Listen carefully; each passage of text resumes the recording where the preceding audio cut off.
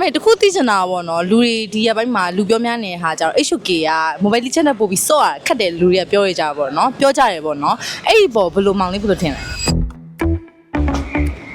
Pace ရဲ့ဖြေးလားစီစီကနေကြိုးဆိုပါရယ် အားလုံးပဲမင်္ဂလာပါ Pace ရဲ့ဖြေးလားစီစီကနေကြိုဆိုပါရယ်အဲ့တော့အကိုပေါ့နော် HOK game တွေပါစော့လား ဆော့ဖြစ်တယ်ဗျာ HOK နဲ့ mobile legend ဆိုဘယ်ကပို့စော့ဖြစ်လဲ ဘယ်ဟာပိုဆော့ဖြစ်လဲမွန်လေးကြမယ်ပိုဆော့ဖြစ်ပါရဲ့ Okay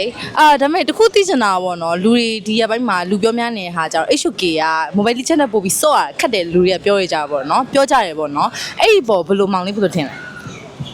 အရန်အခက်ကြီးလည်းမဟုတ်ပါဘူး HOK ကလည်းသူ့စပယ်သူ့ကွန်မုံနဲ့သူပေါ့မွန်လေးကြကလည်းသူ့စပယ်သူ့ကွန်မုံနဲ့သူ